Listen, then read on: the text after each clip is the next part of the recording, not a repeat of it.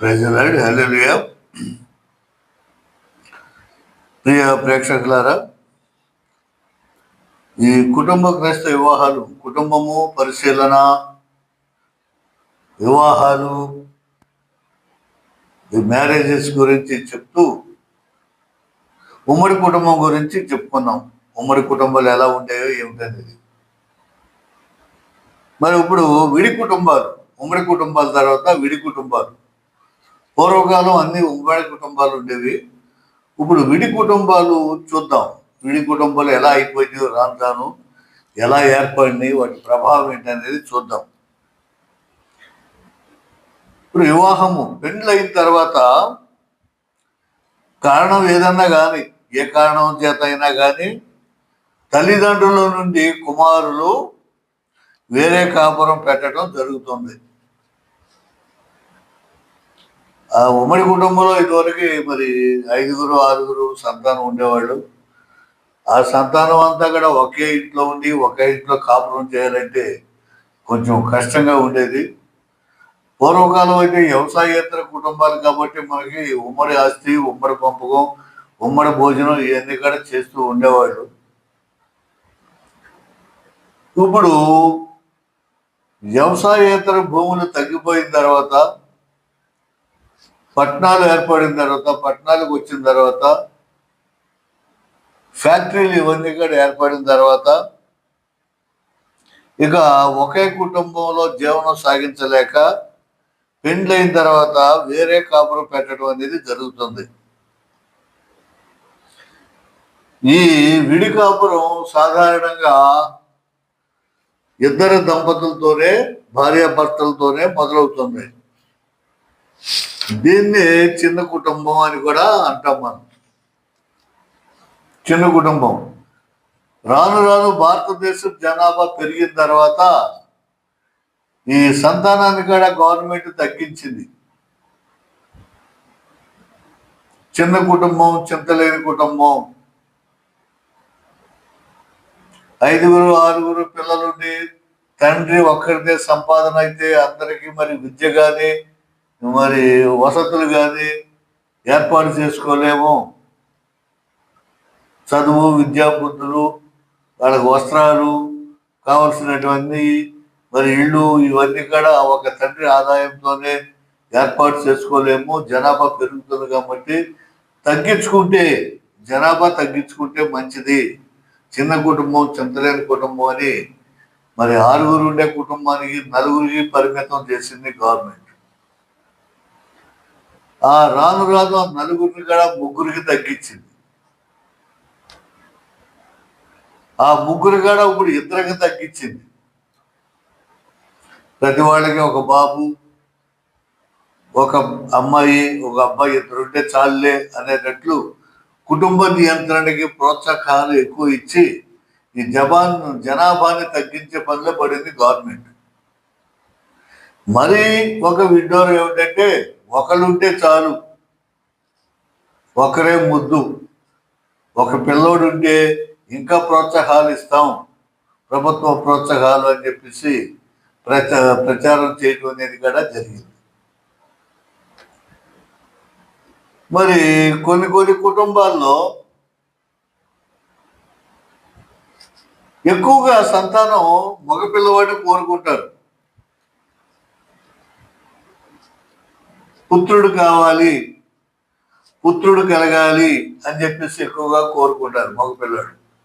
పుత్రుడు ఎందుకంటే పున్నామ నరకం నుంచి తప్పించేవాడు పుత్రుడు. తండ్రి చనిపోయినా మరి తలగొరువు పెడితే వాడు మోక్షానికి వెళ్తాడు కుమారుడు ద్వారా. కాబట్టి కుమారుడు అనేవాడు ఉండాలి అని చెప్పి కోరుకుని, ఆడపిల్ల పుట్టిందనుకో ఈసారి మగపిల్లవాడు పుడతాడు, మళ్ళీ ఆడపిల్ల పుట్టిందనుకో ఈసారి మగపిల్లవాడు పుడతాడు, మళ్ళీ ఆడపిల్ల పుట్టిందనుకో ఈసారి మగపిల్లవాడు పుట్టే వరకు ఉంచుదాం, ఆపరేషన్ వద్దు, ఏమొద్దా అని చెప్పేసి ఆడ సంతానాన్ని ఎక్కువగా కనేవాడు కూడా ఉన్నారు. చివరాఖరికి మగ సంతానం కలగకపోతే ఆపరేషన్ చేయించుకునేవాళ్ళు ఉన్నారు. కాబట్టి ఇందులో భార్య, భర్త, పిల్లలు మాత్రమే ఉంటారు. వారి మధ్య స్వేచ్ఛ, అవగాహన, పిల్లల పట్ల ప్రత్యేక శ్రద్ధ అధికంగా ఉండేందుకు అవకాశాలు ఎక్కువగా ఉంటాయి. సంతానం తక్కువగా ఉంటే, పిల్లలు తక్కువగా ఉంటే వాళ్ళకి మంచి మంచి పాఠశాలలో, కార్పొరేట్ స్కూల్లో వేసి ఎన్ని లక్షలైనా పర్వాలేదు ఖర్చు పెట్టి చదివించి వాడికి ఐఏఎస్ మరి ఐపీఎస్ చదివిస్తే మంచి ఉద్యోగం వస్తుంది, స్థిరపడతాడు, వాడి లైఫ్ బాగుంటుంది, అమ్మాయి లైఫ్ బాగుంటుంది అని చెప్పేసి ఆలోచించి చేసేవాడు కూడా మరి చేయడానికి కూడా అవకాశాలు ఎక్కువగా కనిపిస్తాయి. కానీ జీవితానుభవంతో కూడిన పెద్దల సలహా సంప్రదింపులు దొరకవు. ఈ చిన్న కుటుంబాల్లో ఏంటంటే జీవితం కూడా అనుభవంతో పెనవేసుకుపోయింది. అనుభవం కావాలి. అది ఎక్కడి నుంచి వస్తుంది? పెద్దల నుంచి వస్తుంది. అది దొరకదు. సహకారాలు కరువయ్యే ప్రమాదం ఉంది. ఇంకేం లేదు, ఇక పుస్తకాలే. ఎంతసేపు పుస్తకాలు చదువుకోవడం, వాటి ప్రకారం నడవడమే కానీ పెద్దల యొక్క సంప్రదాయాలు కానీ పద్ధతులు కానీ అనుభవాలు కానీ ఈ చిన్న విడి కుటుంబాల్లో అనేది దొరకడం అనేది చాలా కష్టంగా ఉంటుందన్నమాట. దొరకదు, చాలా అరుదు. సరే, ఈనాటి కుటుంబం ఎలా ఉంది అంటే కుటుంబాలు మరి మనం చూస్తే ప్రాచీన కాలం నుండి వస్తున్న సమిష్టి కుటుంబ వ్యవస్థ ఈనాడు ఎన్నడూ ఊహించని పెను మార్పులకు ప్రభావాలకు లోనైంది. పూర్వకాలం యొక్క కుటుంబ వ్యవస్థ అంతగా మారుకుంటూ వచ్చేసింది. చాలా మార్పులు వచ్చేసినాయి. పెను మార్పులు అంటే చాలా మార్పులకు లోనైంది. ఈనాడు ఉమ్మడి కుటుంబాలు తగ్గిపోయి చిన్న కుటుంబాలు ఎక్కువైపోయాయి. ఉమ్మడి కుటుంబాలు ఎక్కడ కనిపిస్తలా, అన్ని చిన్న చిన్న కుటుంబాలే. భార్య, భర్త, పిల్లలు, 2 పిల్లలు, అలా కుటుంబంగా ఏర్పడుతున్నాయి. పురుషాధిక్యత తగ్గి భార్యాభర్తల మధ్య సమభావం పెరిగింది. ఉమ్మడి కుటుంబంలో చూసుకుంటే తండ్రిదే పెత్తనం, లేకపోతే అన్నది పెత్తనం. పురుషాధిక్యత ఉండేది. ఆడవాడు వంటింటికే పరిమితం అయిపోయి ఆ ఇంట్లో పనులు మాత్రమే చూసుకునేవాడు. కానీ ఈ చిన్న కుటుంబాలు వచ్చిన తర్వాత నీకెంత ఆధిక్యత, నాకంత ఆధిక్యత ఉండాలి అని ఈ ప్రభావం పెరిగింది. భార్యాభర్తల ప్రేమ సహవాసమే వివాహ జీవిత ముఖ్యోద్దేశముగా అంగీకరింపబడింది. ఆ భార్యాభర్తలతో అన్యోన్యంగా ప్రేమించుకుంటాం, ఉండటం, కలిసిమెలిసి జీవించడం, ఇదే నా కుటుంబం, నా భార్య, నా పిల్లలు, నేను అనే భావన తప్పితే ఆ తల్లి, తండ్రి, అన్న, దమ్ములు, అక్క చెల్లెలు ఇవన్నీ కూడా కనుమరుగైపోయింది, తగ్గిపోయింది. లైంగిక పరమైన సంభాషణ, ఒకరు మరొకరు అవసరాలను అర్థం చేసుకొని గౌరవించి తదనుగుణంగా ప్రవర్తించడం ఆమోదయోగ్యమైనది. అందరూ అంగీకరించదగినది ఏమిటంటే లైంగిక భావాలు, ప్రేమ, అనురాగాలు, సుఖము, సంసారం, జీవితం, ఇవన్నీ కూడా ఇదే మనకు ముఖ్యం, మిగతాయి ఒకళ్ళ అవసరాలు మనకు అనవసరం అనేది పెరిగింది. చూసారా మార్పు ఎలా వచ్చిందో? ఒకవైపు నుండి చూస్తే ఈనాడు మన దేశంలో కూడా కుటుంబ వ్యవస్థపై ఆర్థిక, సాంఘిక పరిమాణాల ప్రభావం అధికంగా ఉంది. మన దేశం మీద పాశ్చాత్య దేశాలే కాదు, ఇతర దేశాలే కాదు, మన దేశంలో కూడా ఈ పాశ్చాత్య నాగరికత మరి చాలా ప్రభావం పడింది. పారిశ్రామీకరణ కారణంగా కొంత విద్యా వ్యాప్తి వల్ల, కొంత విదేశీ నాగరికత వల్ల, సినిమాల వల్ల కొంత, టీవీల వల్ల కొంత, తదితర ప్రసార మాధ్యమాల వల్ల కూడా భారతీయ కుటుంబ జీవన విధానంలో కొన్ని మార్పులు చేర్పులకు లోనైంది. దాంతో ఏమైపోయిందంటే వ్యవసాయ భూమి తగ్గిపోయింది, పట్టణాలకు వచ్చేస్తున్నారు, పిల్లలను చదివించుకుంటున్నారు, ఫ్యాక్టరీలో పనులకి చేరుతున్నారు. భార్య సంపాదించాలి, భర్త సంపాదించాలి. ఈ సంపాదన అంతా పిల్లల కోసం కూడబెట్టుకోవాలి, దాని అనుగుణంగా వాళ్ళు చదివించాలి. మరి ఈ సినిమాల ప్రభావం, సినిమాల్లో వారి యొక్క జీవన విధానం, వారి స్టైలు, వాళ్ళ బట్టలు, కట్టు బొట్టు, వ్యవహారం, దీన్నంతా చూసి నేర్చుకుంటున్నారు. టీవీల్లో కూడా ఇదిగో రకరకాల వస్తువులు వచ్చేసినాయి, అవి కొనాలి, ఇవి కొనాలి, లగ్జరీ లైఫ్ లీడ్ చేయాలి, మన జీవితం ఎలా ఉండాలి అని చెప్పి వీటికి ప్రాధాన్యత ఎక్కువ ఇచ్చుకుంటూ ఆ మార్పులు చేర్పులకు లోనైపోయింది ఈ కుటుంబ వ్యవస్థ. నగరాలలోనూ పారిశ్రామిక ప్రాంతాల్లోనూ ఈ మార్పు మరీ వేగంగా జరుగుతుంది. పట్టణాల్లో పారిశ్రామికవేత్తల ప్రాంతాల్లో ఈ మార్పు మరీ వేగంగా కంపెనీలు, సాఫ్ట్వేర్ కంపెనీలు వచ్చేసినాయి. సాఫ్ట్వేర్ ఇంజనీర్లుగా తయారవటం, వాటిల్లో లక్షల జీతాలకు ఇవ్వబడటం, రాత్రి పగులు కష్టపడి పనిచేయటం, పిల్లల్ని ఏమైనా హాస్టల్లో పెట్టేయటం, వాళ్ళ బాధ్యత హాస్టల్లో ఎంత డబ్బు అయినా ఖర్చు పెట్టి హాస్టల్లో పెట్టేయటం, మరి ఎంత డబ్బు ఖర్చు పెట్టైనా ఊటీలో, కొడైకెనాల్ ఇలాంటి చోట్ల చదివించటం. మరి ఆఫీసర్లు అయితే జడ్జీలు కానీ మరి గొప్ప వాళ్ళు, పేరున్న వాళ్ళు, ఐపీఎస్ ఐఏఎస్ ఆఫీసర్ పిల్లలందరూ కూడా ఎక్కడ ఉంటారు? ఈ కార్పొరేట్ హాస్టల్లోనే ఉంటారు. అక్కడ పెట్టేస్తారు. ఎందుకంటే వాళ్ళకి ఈ ఆఫీసర్లు ఏంటంటే థ్రెట్ ఉంటుంది వాళ్ళకి. వాళ్ళు చేసేటువంటి డ్యూటీకి ఇప్పుడు పోలీసులు ఉంటారు, ఐఏఎస్ ఐపీఎస్లు ఉంటారు, నక్సలైట్లు పట్టుకోవాలి, వాళ్ళని కాల్ చేయాలి, చంపాలి. మరి నక్సలైట్లు ఆడు ఊరుకుంటారా? వీళ్ళ పిల్లల్ని కిడ్నాప్ చేయటం, వీళ్ళ పిల్లల్ని పట్టుకుపోవటం, వీళ్ళని చంపేయటం, బెదిరించటం.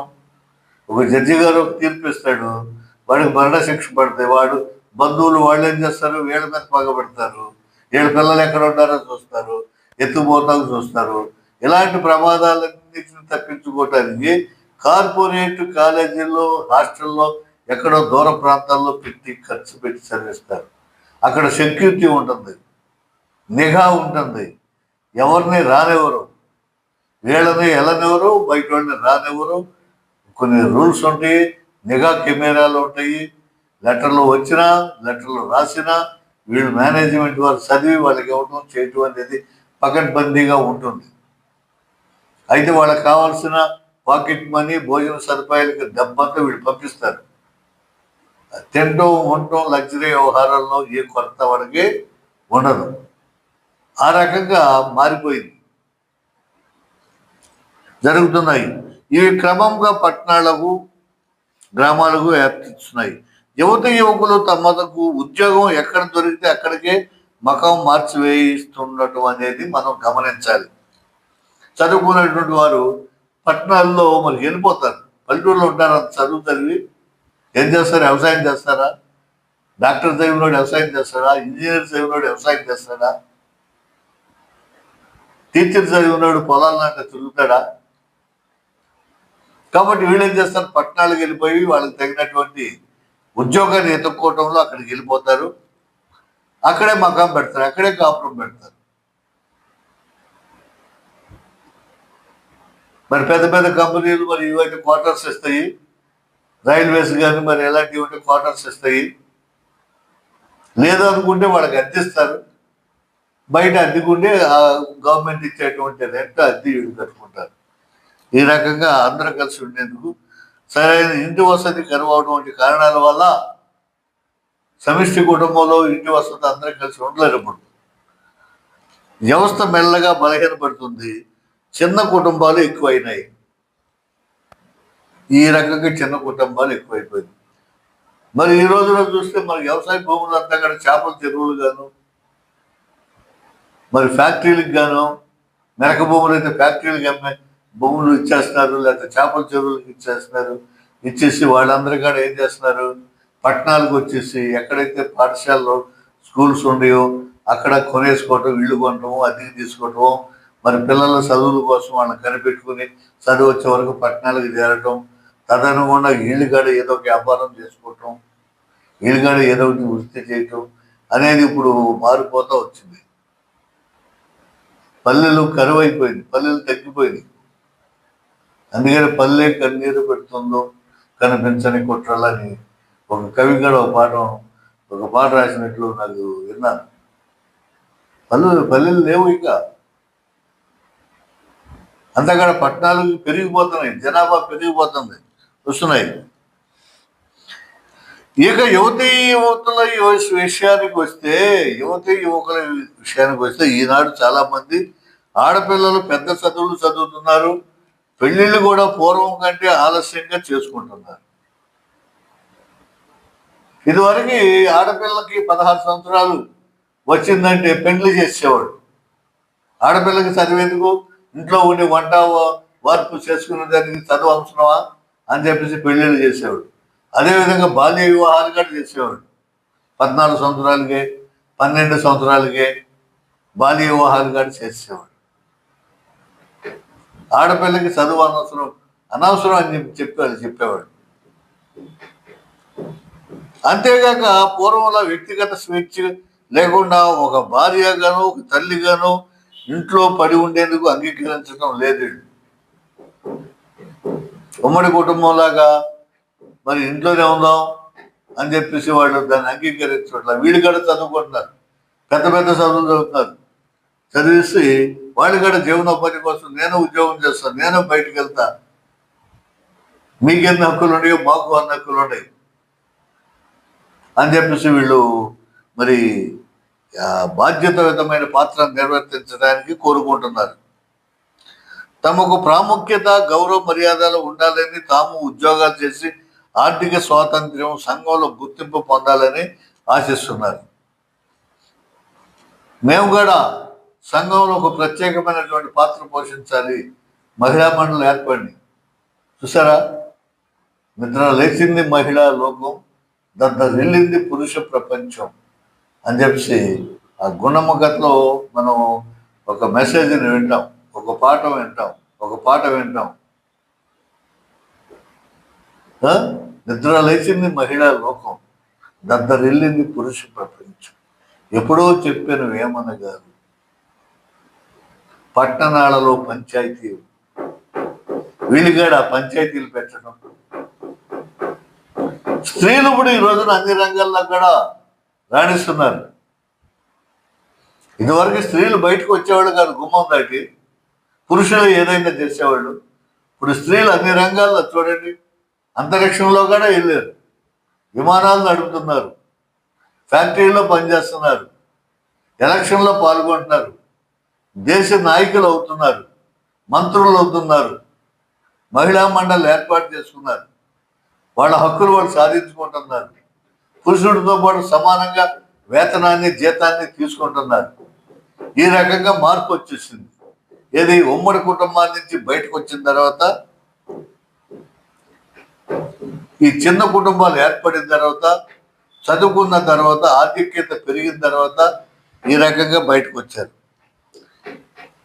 దీనికి ఆటంకంగా నిలిచి ఎలాంటి పరిస్థితినైనా ధైర్యంగా ఎదుర్కోవడానికి సిద్ధపడుతున్నారు. వాళ్ళ స్వాతంత్ర్యానికి అడ్డు తగిలే ఎలాంటి పరిస్థితినైనా వాళ్ళు ధైర్యంగా ఎదుర్కోవడానికి ప్రయత్నం చేస్తూ ఉన్నారు. మాకు స్వాతంత్ర్యం కావాలి, మేము స్వేచ్ఛ జీవనం, మగవాడితో పాటు సమానంగా మేము కష్టపడతాం. చూడండి, ఆటల పోటీలో వాళ్ళు ఉంటారు, ఆటలు ఆడుతున్నారు, పాటలు పాడుతున్నారు, నృత్యం చేస్తున్నారు, సినిమాల్లో ఉంటున్నారు. వాళ్ళు ఉన్నది రంగం అంటూ ఏదీ లేదు. ప్రతి దానికి కూడా పోటీ పడి మరి బయటికి రావడానికి కారణం ఏంటంటే, ఈ ఉమ్మడి కుటుంబాల నుంచి బయటకు వచ్చి స్వాతంత్రత పెరిగి, నాగరికత పెరిగి, విదేశీ నాగరికత వచ్చి మరి ఇవన్నీ కూడా నేర్చుకుంటున్నారు. తత్ఫలితంగా ఇంతకాలం నిరాఘాటంగా సాగుతూ వస్తున్న పురుషాధికృతంలో మార్పులు అనివార్యమైనవి. ఈ పురుషాధిక్యత పోయింది, ఇక రాను ఇక ఆడపెత్తనం మొదలుపోయింది. దీనివల్ల కూడా సమిష్టి కుటుంబం వ్యవస్థకు చిల్లులు పడటం, విడి కాపురాలకు దారి తీయటం జరిగింది. ఉమ్మడి కుటుంబాలకు చిల్లులు పడిపోయింది. స్త్రీ జనాభా ప్రకారం స్త్రీలకు ఓట్లు, స్త్రీ హక్కులు. మరి ఈ రోజున మన ఆంధ్రప్రదేశ్లో, మరి హైదరాబాద్లో చూస్తే ఆడవాళ్ళే, ఎక్కడ బజార్లో చూసినా ఆడవాళ్ళకి ఫ్రీ బస్సు, గవర్నమెంట్ టికెట్ కూడా లేదు. వెళ్ళండి, స్వేచ్ఛ మీకు, ఎక్కడికి వెళ్తారు అక్కడికి వెళ్ళండి, రండి అని ఫ్రీ బస్సులు ఇచ్చేసారు. డ్వాక్రా సంఘాలు ఏర్పడింది. నీకు మేము సహాయం చేస్తాము, గవర్నమెంట్ ద్వారా బ్యాంకుల ద్వారా మేము చేయూతిస్తాం, మీరు వ్యాపారం పెట్టుకోండి, జీవించండి, మీకు స్వేచ్ఛ ఇచ్చేసాం అని చెప్పేసి ప్రభుత్వం కూడా సహకరిస్తుంది. అంతేకాదు చట్టాలన్నీ కూడా స్త్రీలకే ఎక్కువ ఉన్నాయి. స్త్రీని ఏమన్నా చిన్న చూపు చూసినా, అవమానపరిచినా, ఇంక ఏ రకంగా వేధించినా చేసినా మరి శిక్షలు ఖరారు చేసి చట్టాలు కూడా తయారు చేసింది గవర్నమెంట్ వారు. ఈ రకంగా మరి పురాతన వ్యవస్థకి ఇప్పుడు వ్యవస్థకి చాలా మార్పులు వచ్చేసినాయి. ఉమ్మడి కుటుంబంలో ఉన్నది రక్ష పూర్వకాలంలో ఆ విధంగా ఉంటే విడి కుటుంబాల్లో మరి ఉన్నటువంటి విధానం ఈ రకంగా మార్చుకుంటూ వచ్చింది. కాబట్టి ఈ రకంగా మార్పు వచ్చింది. ఈ మార్పు ఎక్కడికి దారితీస్తుందో, ఏమవుతుందో, ఏం చేస్తుందో, ఎలాంటి పరిస్థితులు వచ్చాయనేది నేను తర్వాత పాఠంలో తెలియజేస్తాను. ఎక్కువ చెప్పినా జీర్ణించుకోలేరు, మరి బోరు కొట్టుతుంది అని అంటారు. కాబట్టి మరి ఈ రోజున నేను ఈ విడి కుటుంబాల గురించి చక్కగా తెలియజేశాను. మీరు ఈ కంటిన్యూగా వినండి, ఒకదాని తర్వాత వింటేనే ఇది అర్థమవుతుంది. కాబట్టి షేర్ చేయండి, సబ్స్క్రైబ్ చేయండి, అది ముఖ్యం.